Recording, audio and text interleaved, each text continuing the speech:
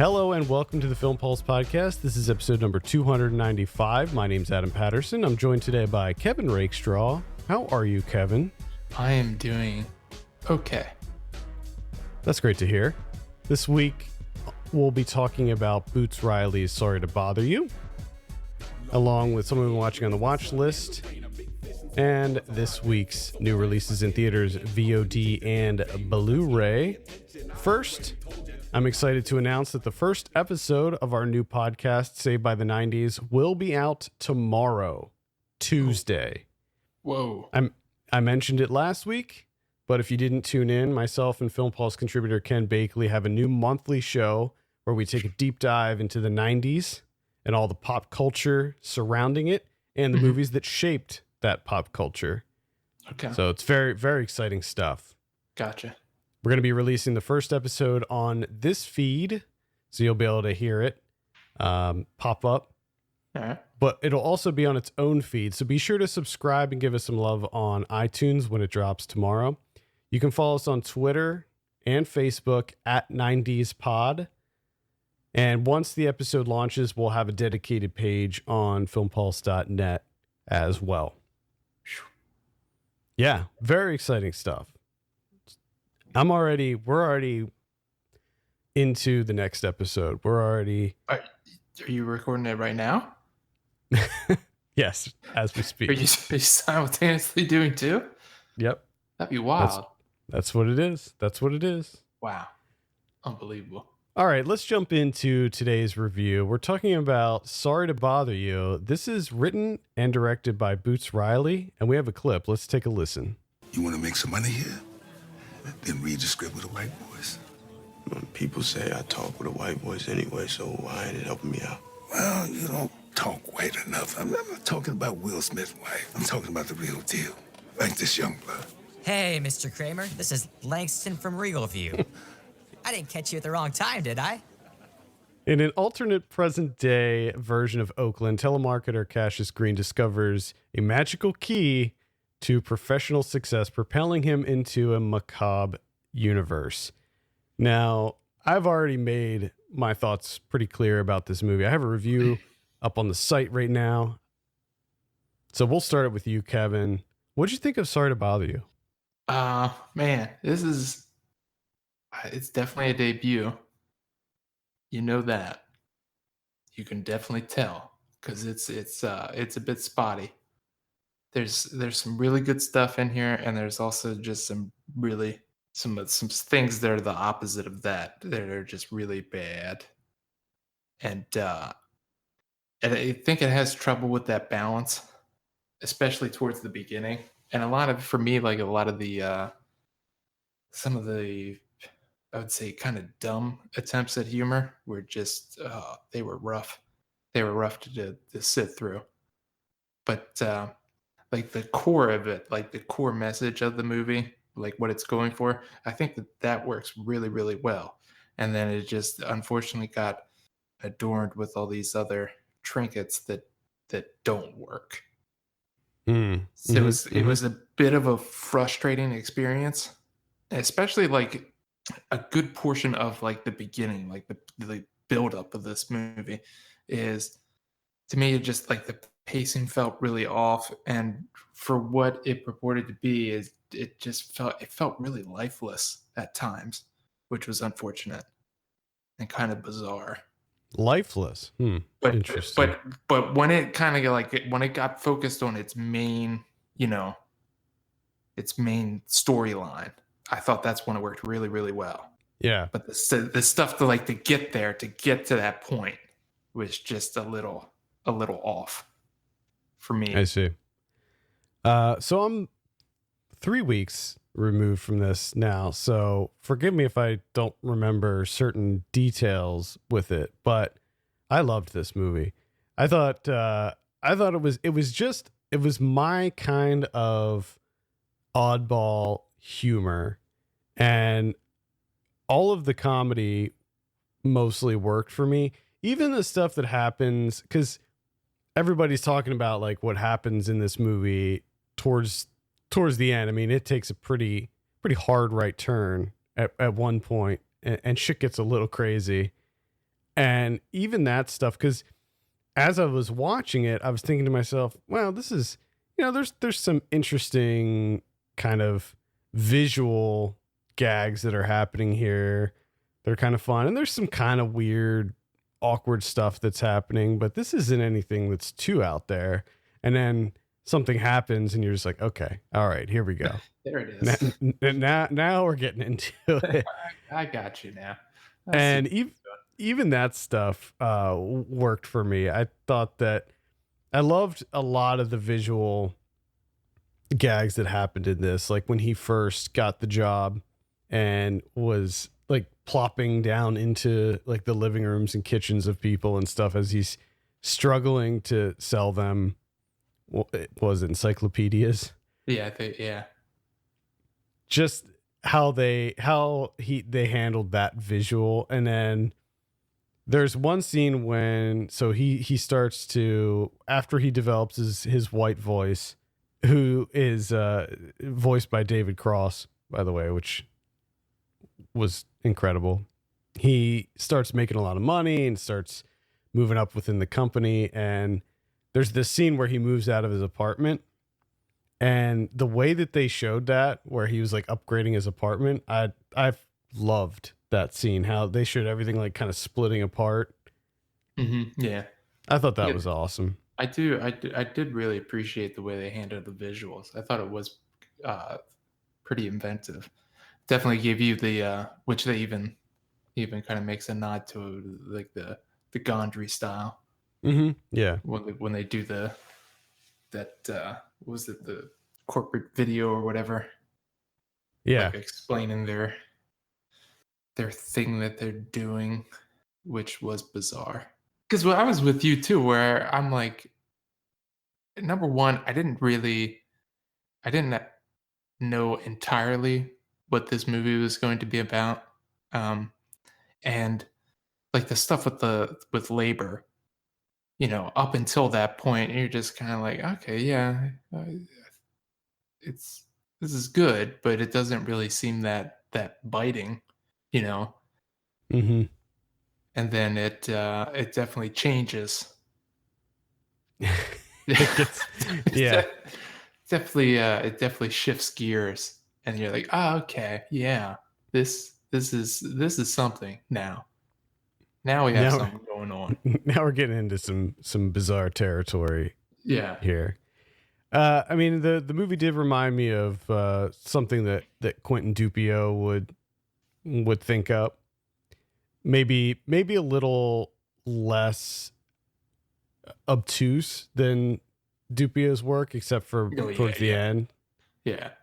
With Dupieux's work, I feel like a lot of times he just puts in strange things that don't really pertain to the theme of the movie. He just thinks it'll look cool or be funny and throws it in there. Whereas most of the weird elements, the sort of absurdist elements of this movie they were all sort of grounded into what the theme of the film is, sort of this glorious takedown of corporate culture.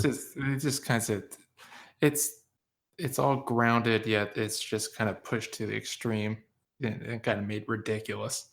I loved Lakeith Stanfield and Tessa Thompson in this.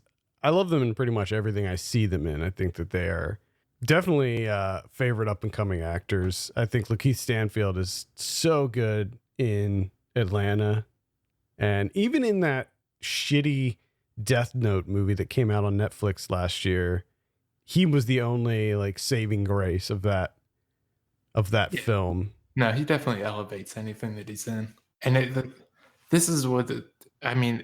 I didn't necessarily have an issue with this movie because I understand the point of it and it needed to be done, but it was a little bit irritating and or frustrating that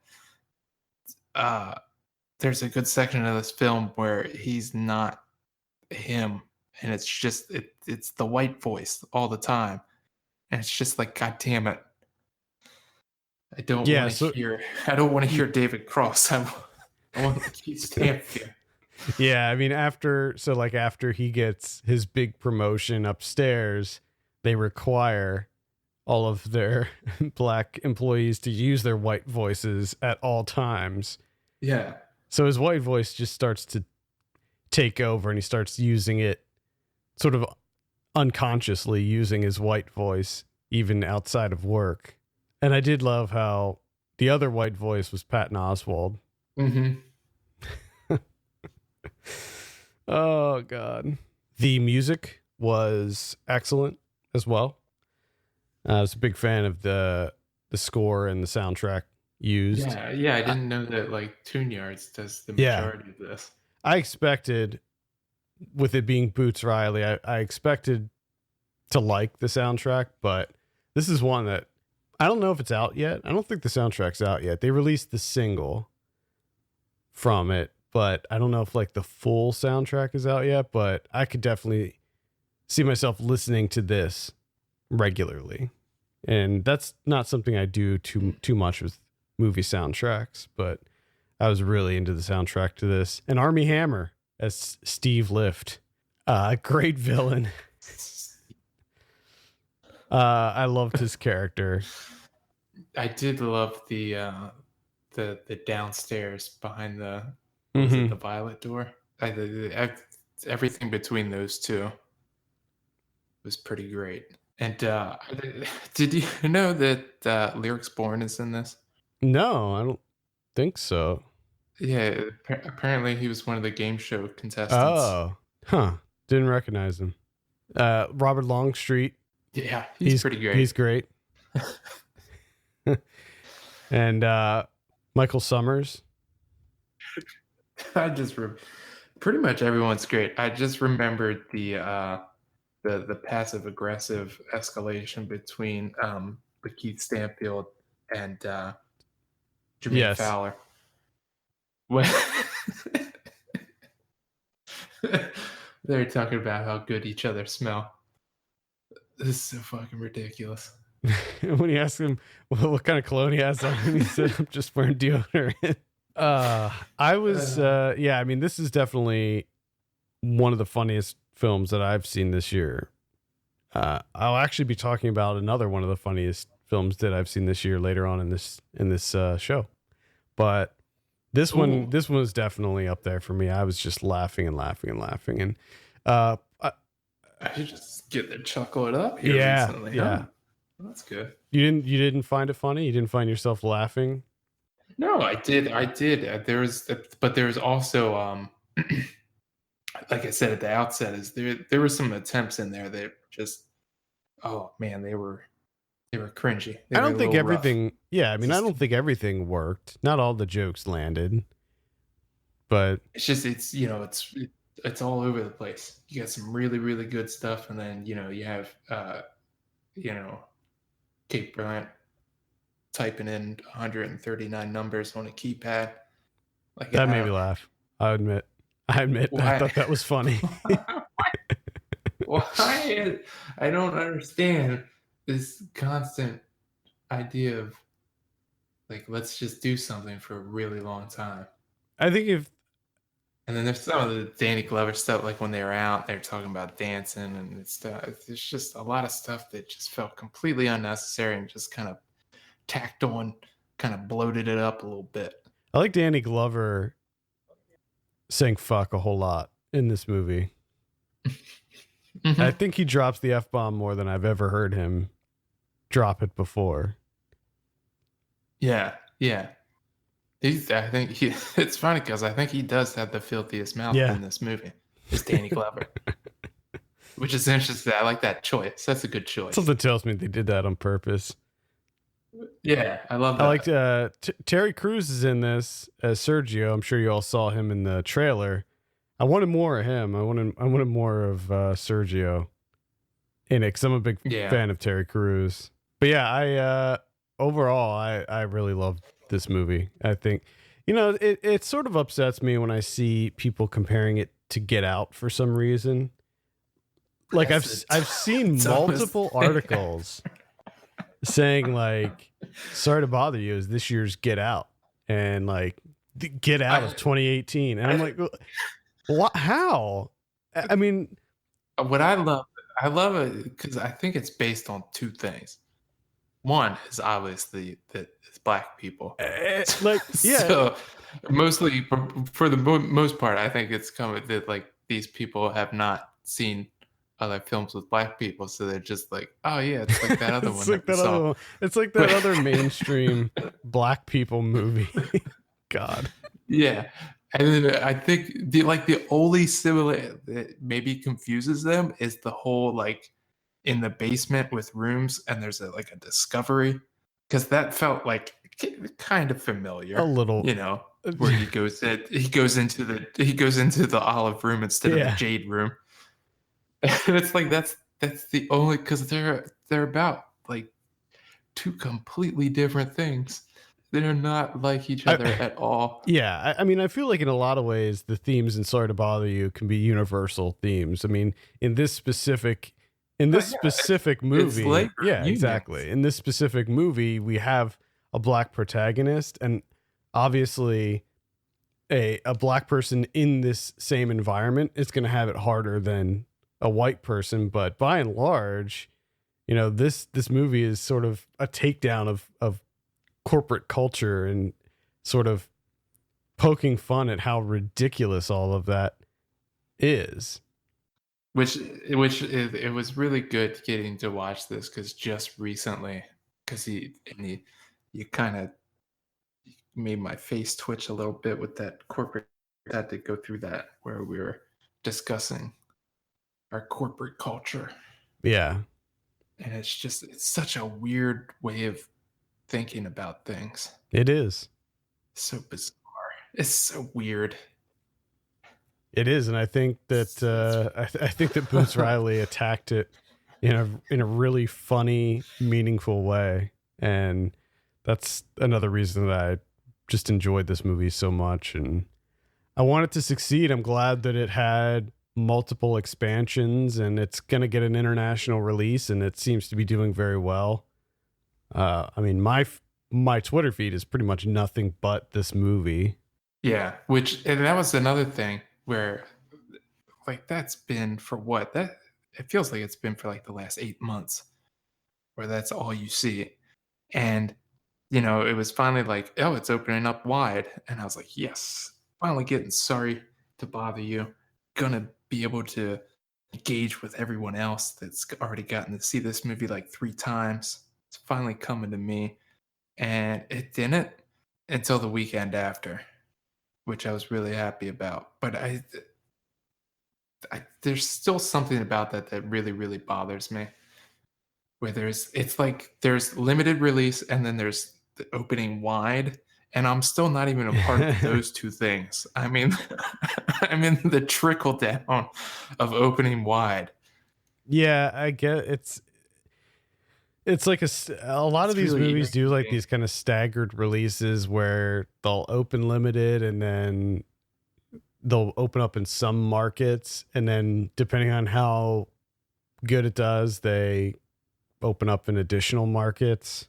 Yeah. But I guess in the first 2 weeks it did. I mean, I know that it did really well in the first 2 weeks, and that's why this past weekend it got into like 1,000 more theaters or something.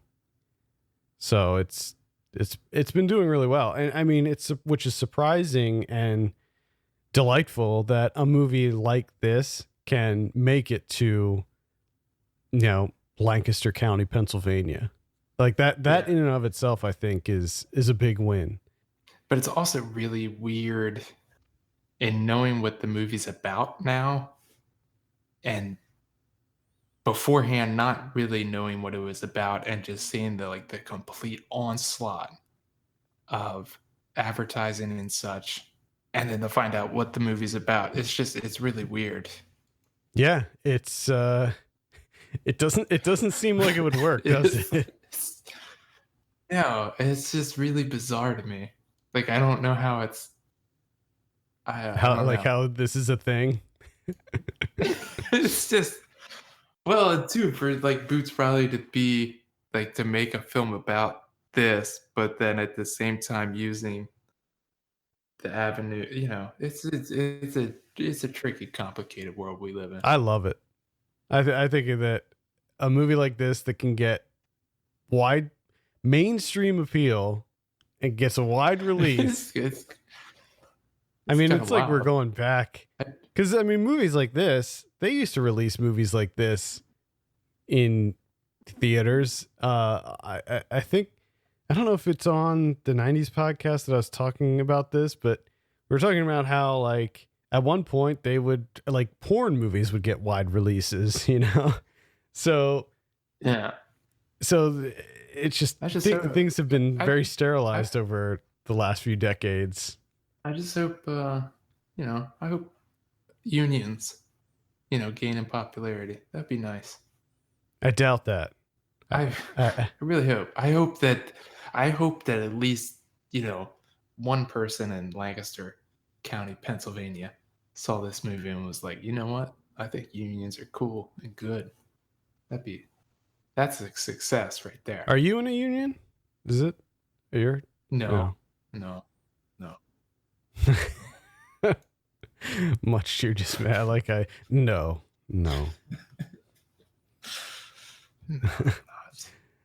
Any final thoughts on Sorry to Bother You?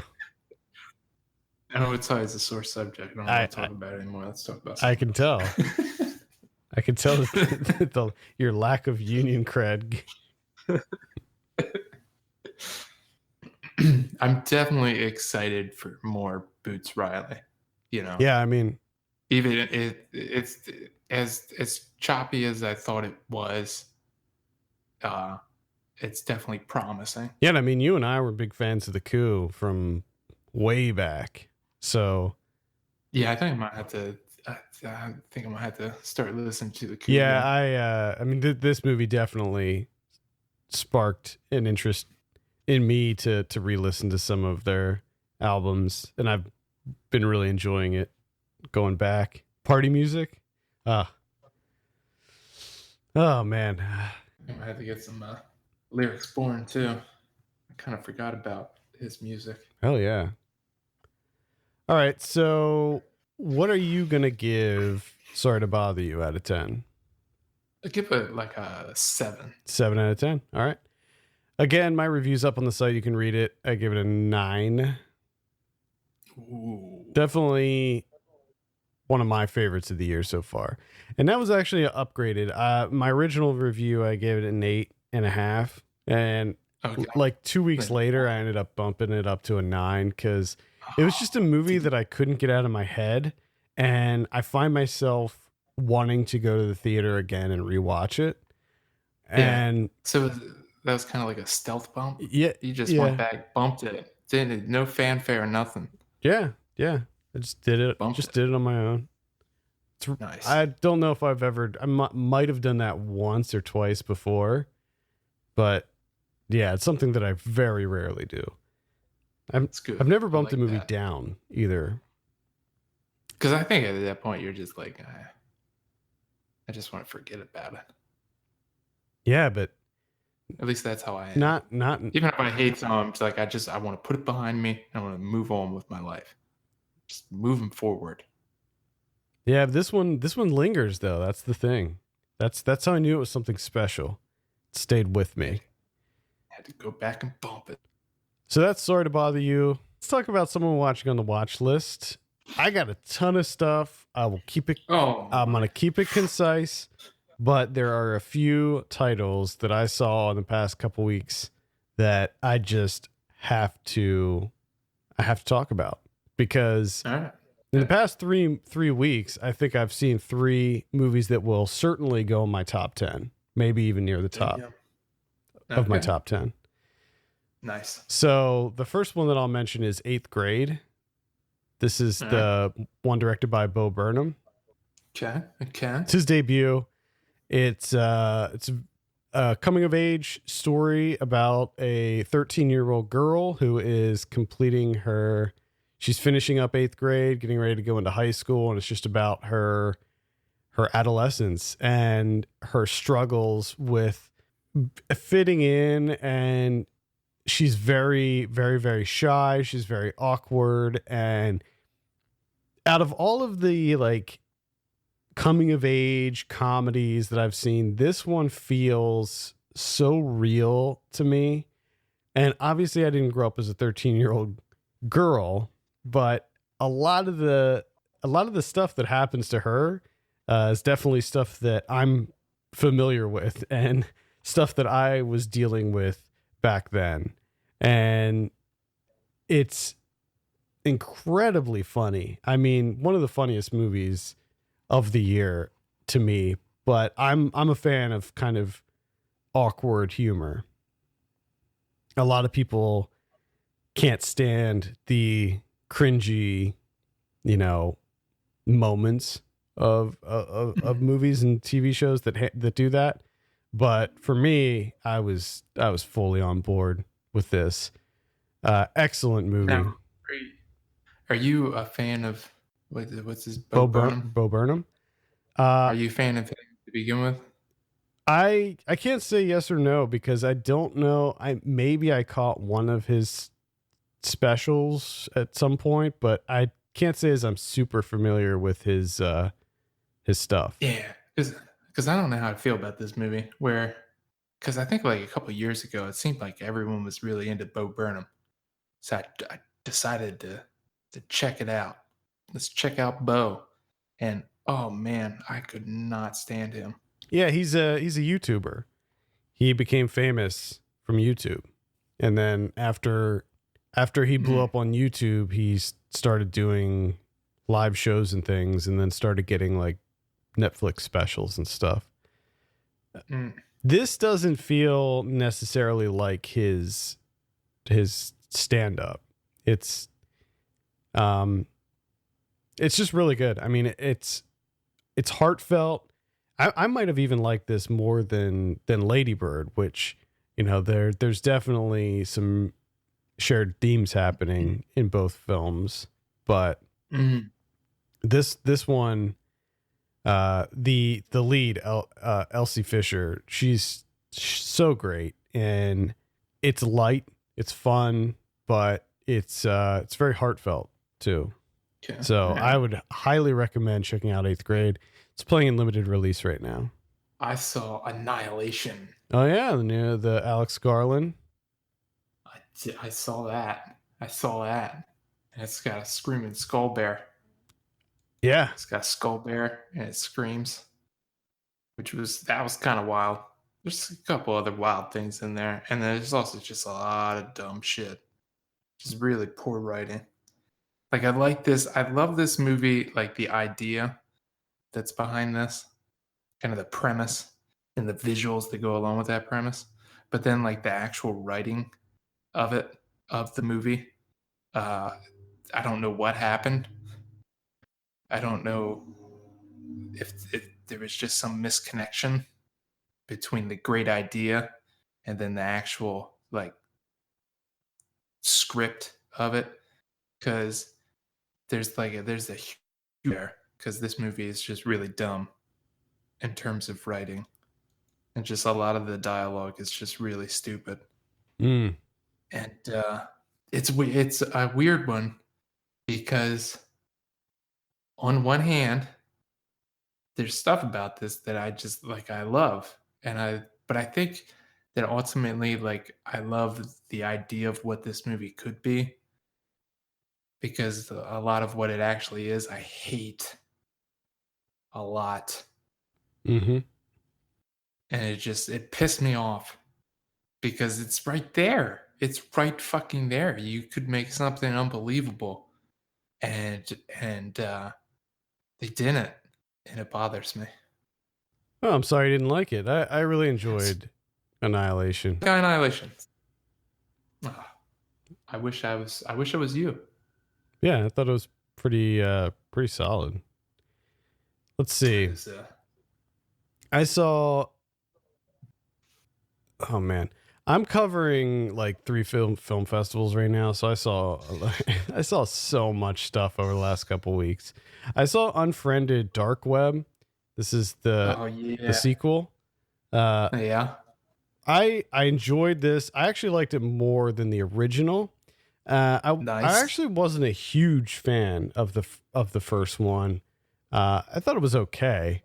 I know that you were pleasantly surprised by the first one. I'm pretty excited for this one. So this one is a little bit different. It's the same style, meaning that it's all done on a computer. So the whole thing is from the perspective of a computer, and they sort of double down on how like technically accurate this is.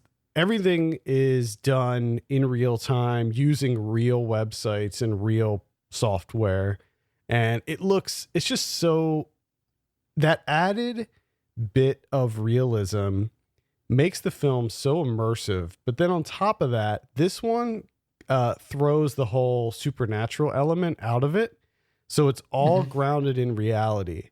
So which sounds more terrifying. When these people are getting killed, it's by people breaking into their homes and killing them. Or other things happen too, but I won't give anything away.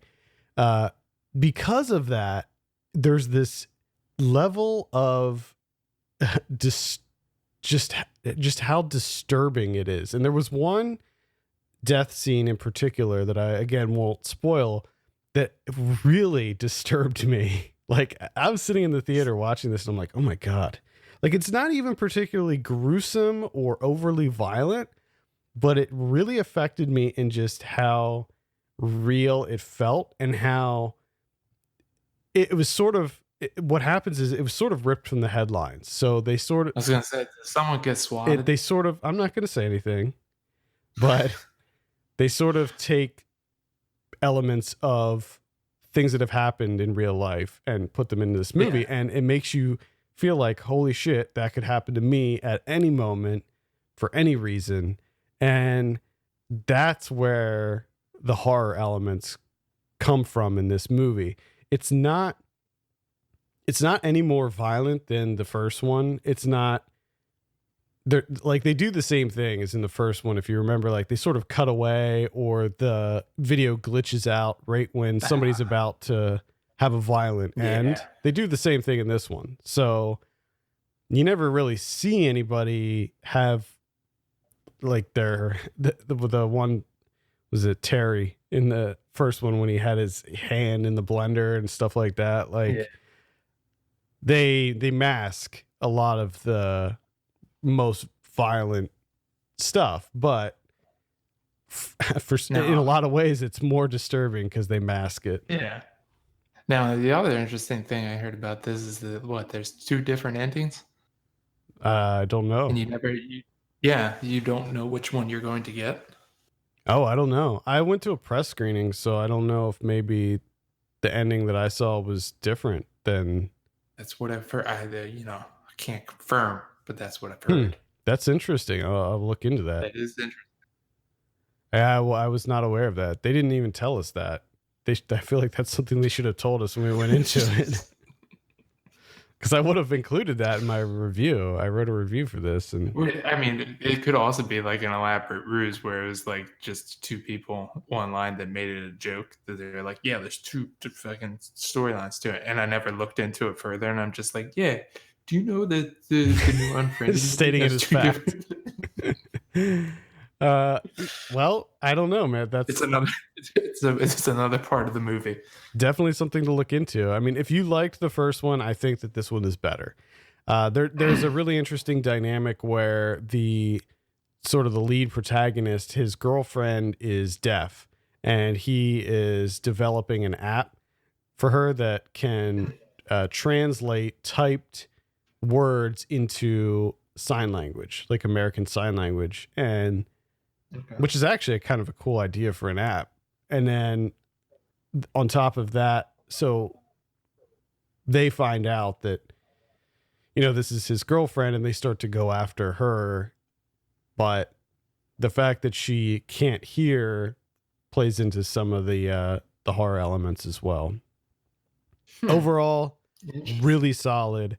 It gets a little loosey-goosey with how things work technically towards the end. Things start to fall apart a little bit as far as the technical accuracy, but by then the action's ramping up and you're not really concerned about that so much. Yeah. So I would definitely recommend checking out Unfriended Dark Web.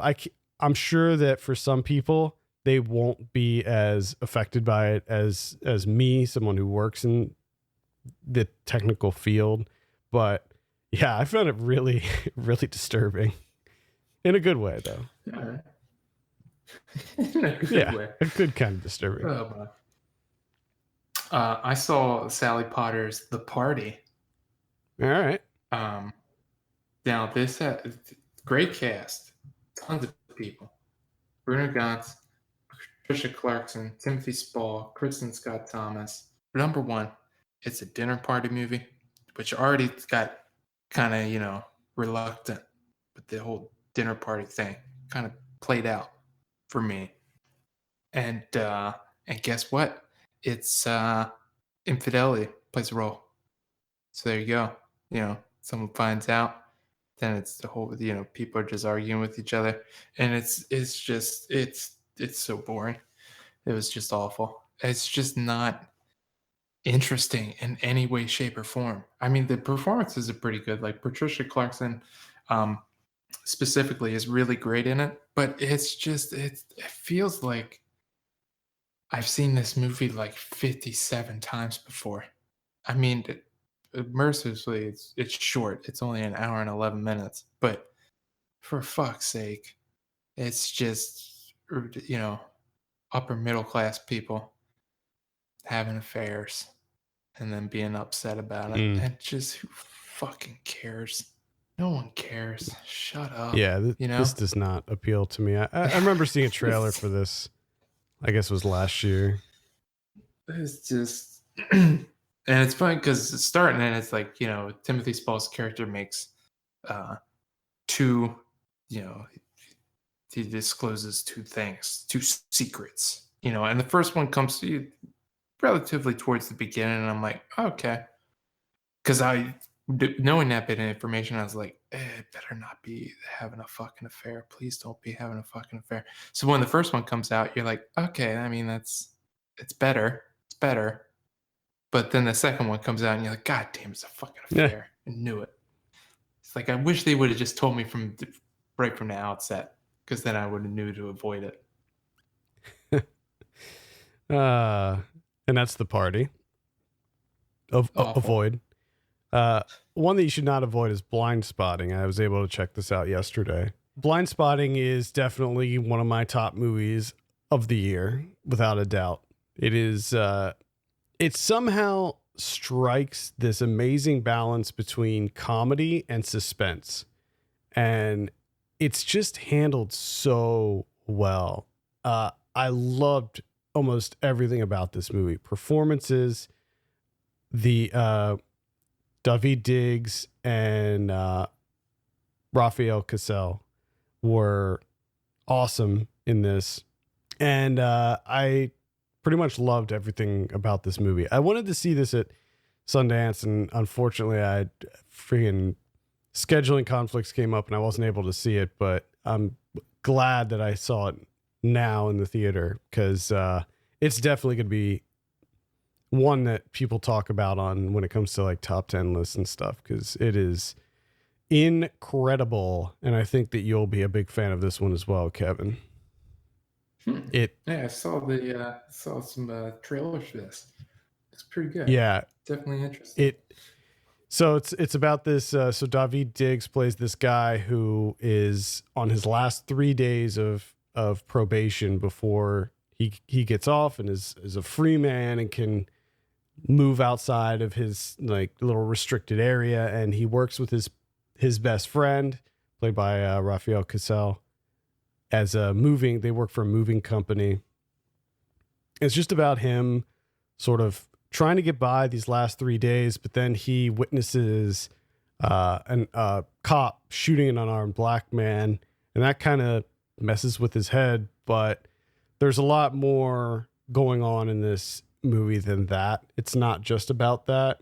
It's about a whole lot more. And I think it's surprisingly funny. Like there's a lot of kind of comedic elements to it, and there's There's like kind of some surreal moments too, where there's like this like he'll be rapping sometimes, and it almost feels like I was wondering that, like in the trailer, it's just like my ears perked up a little bit. I'm like, is he rapping? Yeah. Or is it just kind of like happenstance that the things are rhyming no, with each other? yeah, he's rapping, and it's not. I mean, the movie's not a musical or anything like that, but it from time to time he will like speak in rhymes, and it works really wonderfully well in this.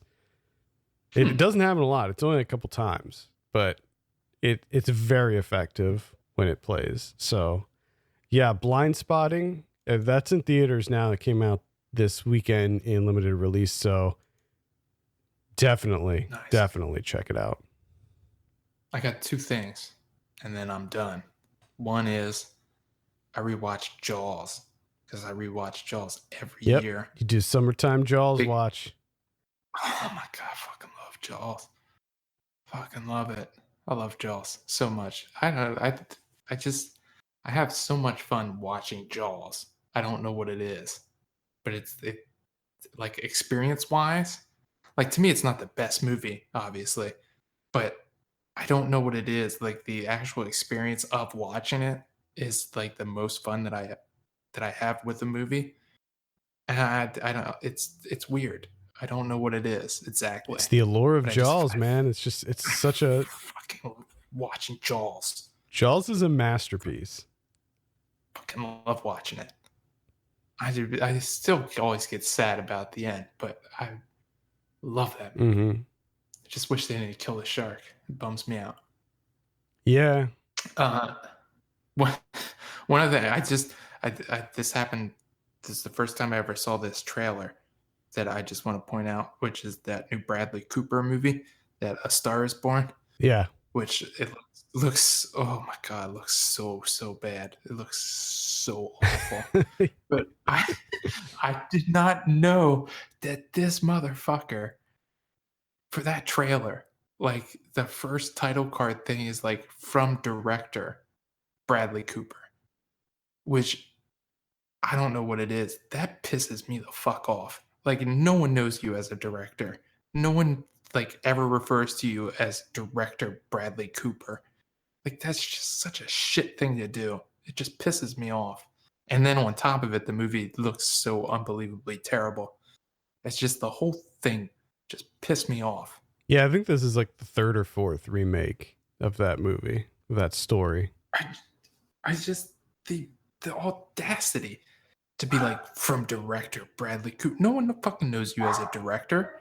What if it just said from Bradley Cooper? Directed by Bradley Cooper. It's just the cockiness of it all. Just I could understand it, or at least it wouldn't bother me as much if it was like a original idea that he came up with. Like it was something that he wrote and he directed, and you're like, wow, okay, this is from him, but it's not even original. Right. No, I agree. I think it looks bad. I mean, the whole from director Bradley Cooper didn't really register with me, but the movie itself, when I saw the trailer for the first time, I thought, nope, like that's not for me. But yeah.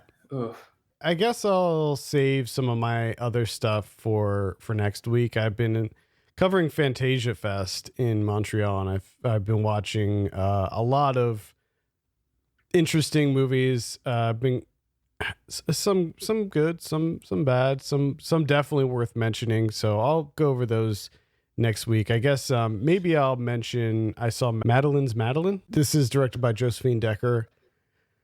Now I know you're a big fan, or you're a relatively big fan of hers, right?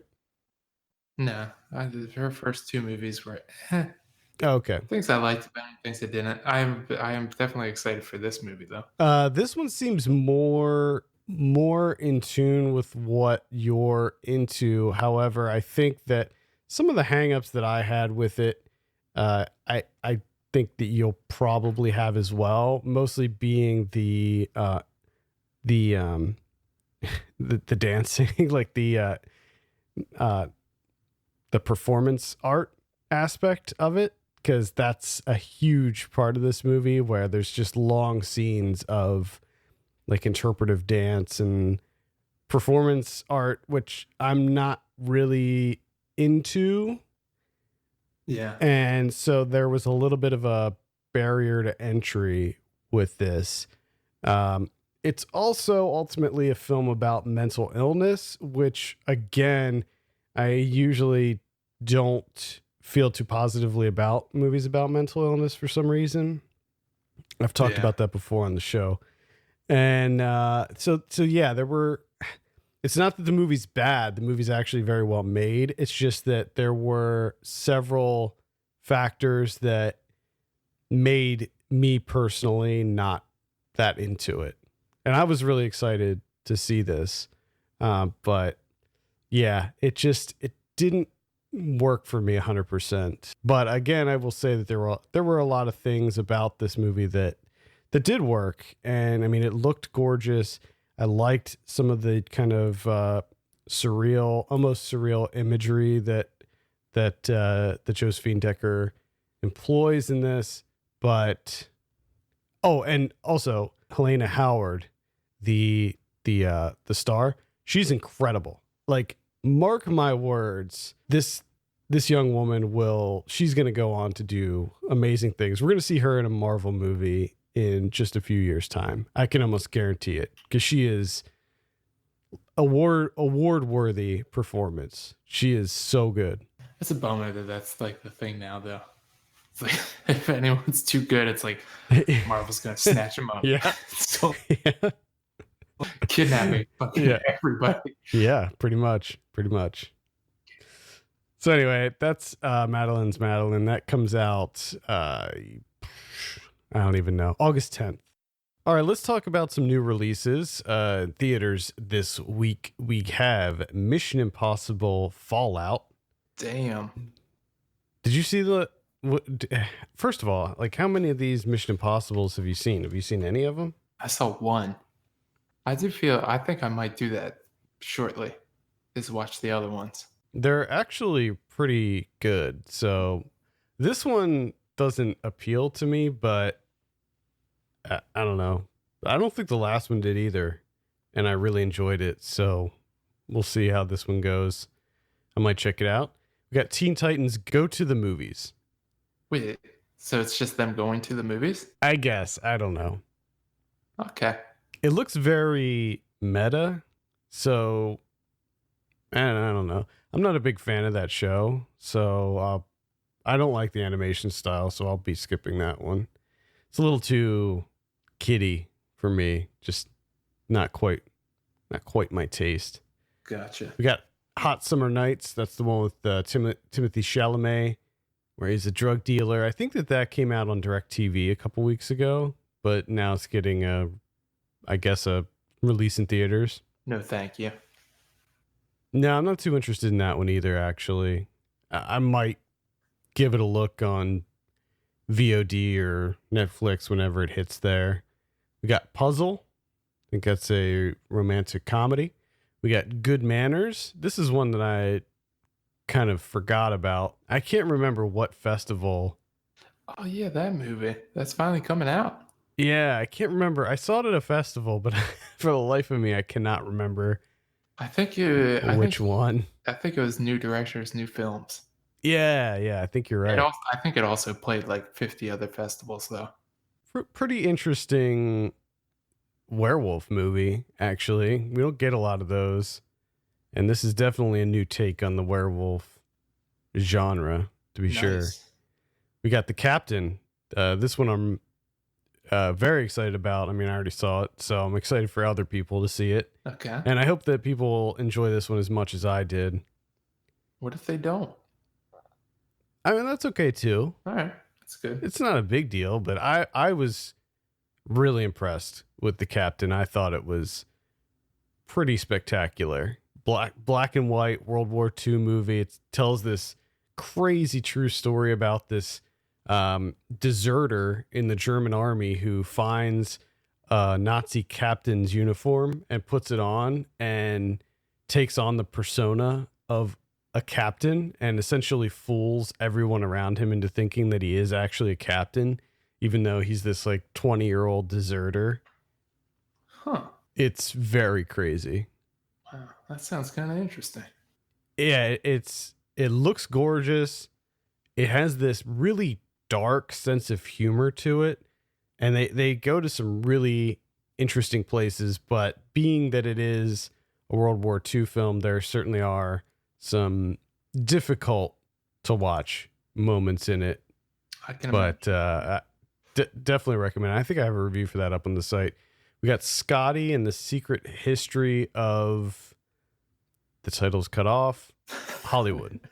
Scotty and the Secret History of Hollywood. This is a documentary about this male escort in Hollywood who he was like the escort of the stars. Okay. Like his clients were very wide ranging, and he had both male and female clients. So A lot of secrets probably then. yeah, it's a little bit of a scandalous documentary. Ooh. Got Our House. This is a new horror movie coming out from IFC. Okay. Slightly interested in this one. I'll probably give this a look. We got Dead Night. This is another horror film that stars AJ Bowen and Barbara Crampton and Brea Grant. Okay. I just caught this this week actually, and it's decent. It used to be called Apple Cart. So it, I think, premiered at Fantastic Fest last year and was called Apple Cart then. And maybe it was at some other festivals under that title, but it received a very negative reception. And a lot of people did not like it. So they essentially retitled it and re-edited the whole movie. And they expanded on some elements that I guess needed it. I didn't see the original cut. I only saw the new cut, and it's pretty solid. It's kind of a surreal horror movie. It deals with some really like there's like some witches and there's some kind of occult things happening, but That's a shit. pretty title. interesting. That's a shit title though. I know. I actually decide to go with a new title and you pick Dead Night. It was interesting as I was watching it. I think my dad called me as I was watching this, and he's like, "What are you doing?" I was like, "Oh, well, I'm watching a movie." And he's like, "Oh, what movie?" And I was like, "I already forgot. The title." I was like, "I mean, the movie's pretty good so far, but yeah, I forgot this title." So I don't know about that one. We also have The Bleeding Edge. This is a Netflix documentary that's coming out. It's about medical devices. So like the medical device industry. Okay. And it's co-directed by Kirby Dick and Amy Ziering. Okay. So Kirby Dick did this film was not yet rated. He did The Invisible War. Slightly interested in checking this one out. Evidently, they just this past week they pulled this specific type of birth control device off the market, and that was sort of largely in part to the findings of this documentary. Oh, okay. Yeah, so could be interesting. We got 14 Cameras. This is another horror film. It's the sequel to 13 Cameras, which they added a camera. Yeah, there's one more camera. One more camera. So I don't know why. That's the dumbest thing and the funniest thing I've heard in quite some time. They had to get a little bit more coverage in the hallway, I think. I hope that they pointed out too. I hope there's a whole scene about the person discussing that they got an extra camera. This is the new camera I got. If you remember before, I had 13 cameras. Now I have 14 cameras. I hope that's the whole thing in the movie. Something tells me that is not the case. But well, then it's a missed opportunity. That's all I'm going to say. Yeah. Well, that's pretty much all we have as far as theaters. On VOD coming up this week, we have Rock Rubber 45s. This is a hip hop documentary. It's directed by Bobito Garcia, Okay. who is a pretty big name in the old school hip hop world. He's a DJ. He pretty much does everything. I think maybe he's best known as being a DJ, but I think he was also like a basketball player, like a street baller at one point. Doing everything. Now he's making movies. Yeah. Making docs. It looks like it says it's a cinematic odyssey exploring the connectivity of global basketball, sneaker, and music lifestyle through the firsthand lens of authentic New York City culture orchestrator Bobito Garcia. Well, that, when you put it that way, it sounds awful. Yeah, I'm not sure about this. I mean, he interviews a lot of people, like a lot of big people, but the doc itself, not so interested in that one. That comes out on the 24th, and on the 27th, we have Extinction, which is a Netflix movie. It's some kind of science fiction action movie. Got 14 cameras. We got The Bleeding Edge, which is also on Netflix. We have Our House. We have The Row. We have Dead Night. And it's pretty much it for VOD. So a couple things there that might be worth taking a look at. And then on Blu-ray coming up this week, we have In the Mouth of Madness from 1994. This is a Scream Factory release. Very excited for this one. I was a big fan of In the Mouth of Madness. Cool. Yeah, solid Lovecraftian horror film. Got Ready Player One coming out on many different formats. I would recommend checking this out. I really enjoyed it. I'm actually kind of excited to rewatch Ready Player One. I think you might even appreciate Ready Player One, Kevin. We'll see. I mean, I'm not running to check this one out.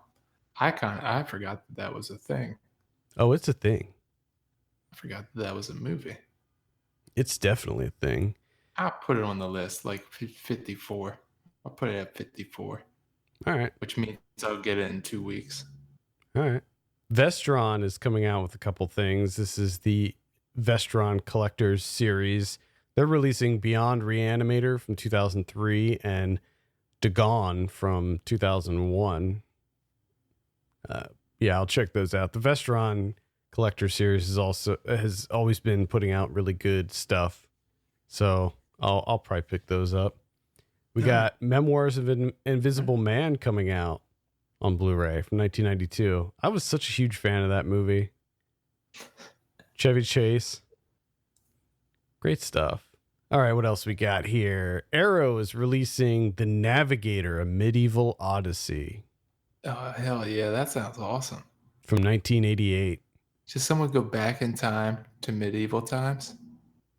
I don't know anything about it, honestly, but I'm interested in finding out more. If it's that's a must see.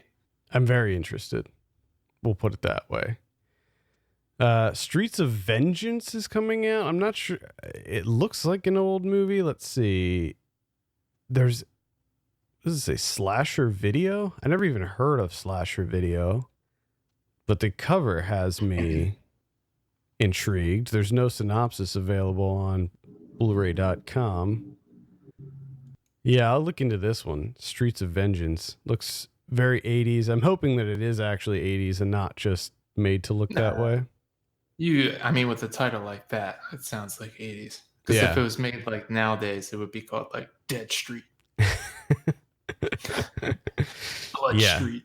Something like that. Probably. They would just slap the word dead or blood in front of it. Yeah. That's actually pretty much it. Not a lot coming out on Blu-ray this week. Yeah. What about Criterions? Do we have any Criterions coming out? Oh, we got a good one. That's Powell and Pressburger's A Matter of Life and Death coming out on Blu-ray. Oh, This movie's great. I highly recommend checking this one out. I loved it. Yeah, we should have a review for this one up on the site. sometime Good. this week. All right. I think that's going to do it for this week. Thank you so much for listening. You can send us your questions and topics to feedback@filmpulse.net. You can follow us on Twitter @FilmPulseNet and @FilmPulseKevin. And if you have a minute, take a look at our Patreon page, patreon.com/FilmPulse. Consider helping us out by becoming a subscriber. For Kevin Rakestraw, my name's Adam Patterson. We'll see you next week.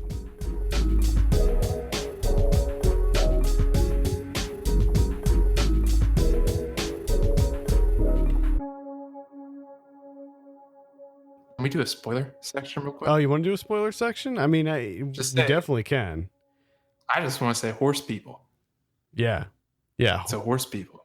The fuck? Horse people. The fuck? That scene, the scene when he first goes in and opens, he goes into like the bathroom, I guess it is, or like shower room or whatever, and he finds the first horse person. Yeah. Shocking to say the least. Yeah. That was I didn't see that. That wasn't in the trailer, you know? I don't think anything really prepares you for that. Yeah, one thing about this movie is you will never ever see that coming. And it made it was even more precious after Armie Hammer went over the whole thing, like the whole plan with the horse people and all of that stuff, as like the video and like his explaining of the horse people and how he wanted Cassius to manage the horse people and stuff. Not only that, he wanted him to be the Martin Luther King Jr. of the horse people. Or the horse people. That's fucking... It's amazing. It was just... horse people. Horse people. Good makeup effects on the horse people too. It felt... they looked good for horse people. They looked good. Felt very old school to me. It felt like sort of a 90s throwback almost with the prosthetics and stuff. And then that's what I liked about the inventiveness of the visuals. You know, everything was essentially practical, where they would drop him into the room when he's making his phone calls and stuff. Yeah. That's Sorry to Bother You. Check it out. Horse people. Horse people. Horse people. What the fuck? Oh, I love it.